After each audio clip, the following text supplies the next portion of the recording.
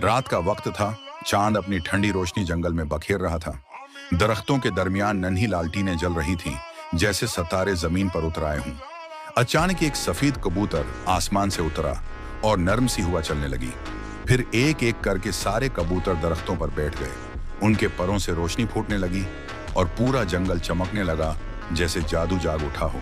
हवा ने सरगोशी की, ये है जादुई जंगल जहां अमन के पर फैलते हैं। रात का वक्त था। चांद अपनी ठंडी रोशनी जंगल में बखेर रहा था। दरख्तों के दरमियान नन्ही लालटीनें जल रही थीं, जैसे सितारे जमीन पर उतर आए हों।